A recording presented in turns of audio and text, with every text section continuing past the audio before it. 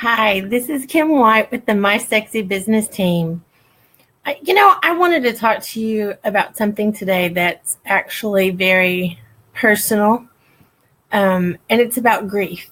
How to overcome grief by serving. 17 years ago, this fall will make 17 years, my eldest son was killed in a hunting accident. Precious son, almost 14 years old. He would have been 30 at the end of this month. And I learned so many things through the loss of his life and through the pain that I went through. When I woke up, well, I didn't actually sleep, but when I was looking out on the next morning after he had passed away, I saw the sun coming up and I was devastated. I couldn't believe that God would let the sun come up because I felt like my world was over. And there were many, many times, especially in the very beginning, that I just felt like I couldn't even breathe. I couldn't imagine living my life without him. I couldn't imagine going on. And I know that that is a common feeling for people who have lost someone they love very much. I have walked through a lot of families grieving since this happened. But I wanted to share with you something that may help you in that time and may help you be able to deal with someone you know who is grieving.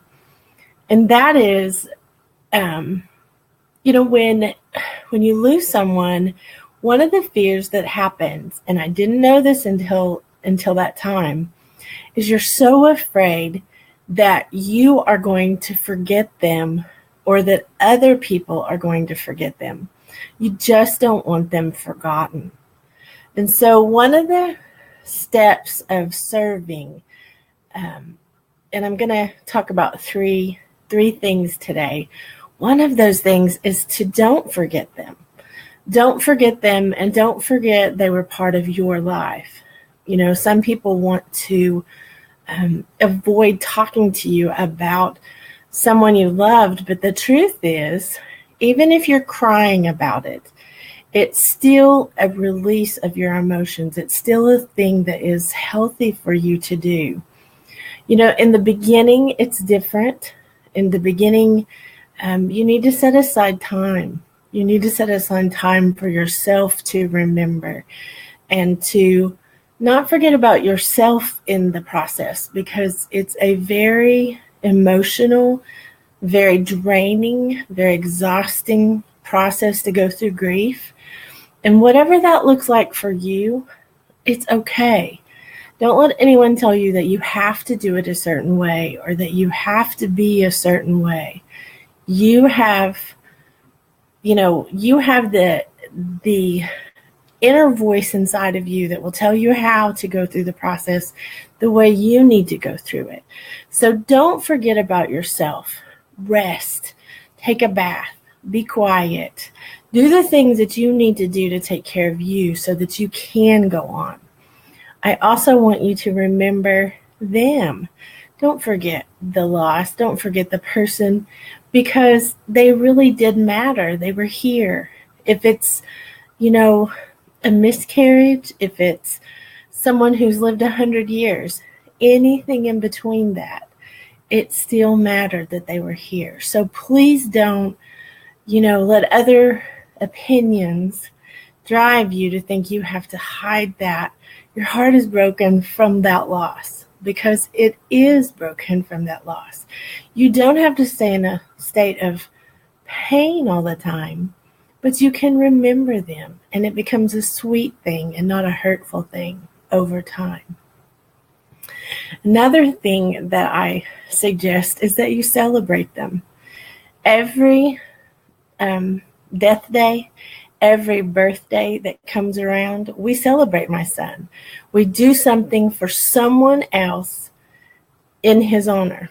We do something to keep his memory alive. We do something to honor him because he was here, but to help someone who's still here.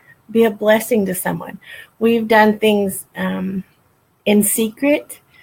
We have done things openly. I'm not very good at surprises because I love surprises, so I don't hide them well. And so that has not been a very good thing for me to do because I have not been able to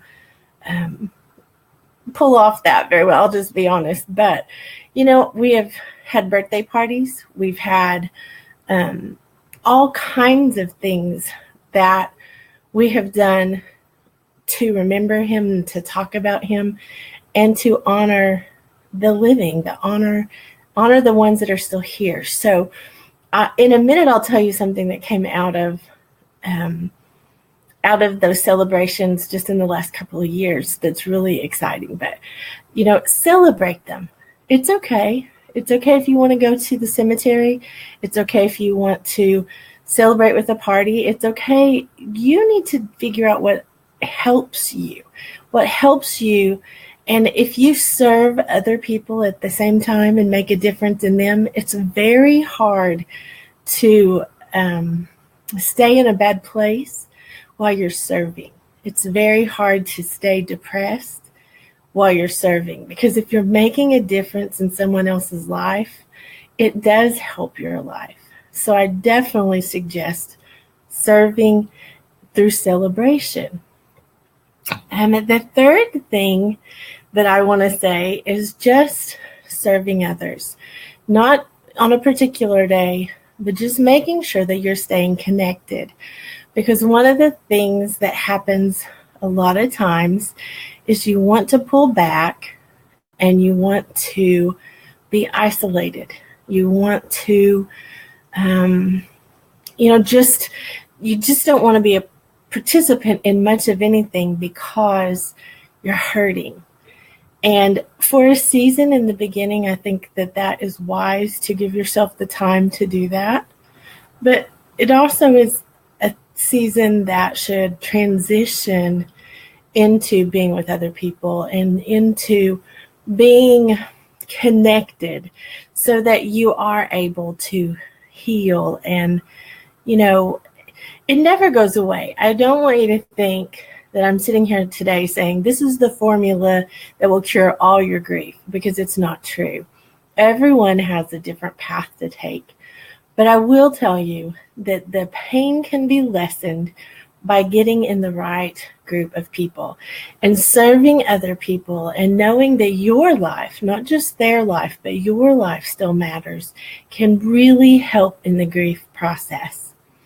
One of the things that came out of my son, Justin, passing away was 15 years afterwards.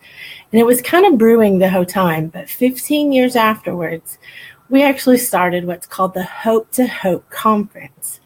It's a free online conference. It doesn't cost the participants, doesn't cost the speakers. It's not a selling conference. It's not anything except just to give hope to those who need hope. We've all been in a bad spot. We've all had things that we inflicted on ourselves, and we've had things inflicted on us. So we all have some places that we need some hope. And I realized after losing my son that it wasn't just one area I needed hope in. I needed hope that I was going to get better and not hurt all the time. I needed hope after an injury that I was going to recover. I needed hope after being broke, that I didn't have to be broke the rest of my life. I needed help, in all the different areas of our lives. So what we did is came together and put together a conference where we have 24 speakers in 4 days. We do this every quarter. There's 24 powerhouse speakers that come on, and they tell about where they came from and what they've been through. Some of them have had health things they've overcome. Some have had childhoods that they've overcome. Some have had business failures that they've overcome. It's just whatever will absolutely give someone hope that needs it. So if you can join us, We do have it on replay, so you can go back and watch the past ones also. But if you can join us March the 28th through the 31st of this year, we are going to be bringing you another Hope to Hope conference in the honor of my son, Justin Andrew White, who mattered. So I hope that helps you all in the grieving process. I hope that that helps you with even encouraging someone else. If you don't know what to say or do for someone else, have them watch the conference. There'll be people that have gone through many things that they can reach out to and talk to. So love you guys, and thank you for taking time to be with me today.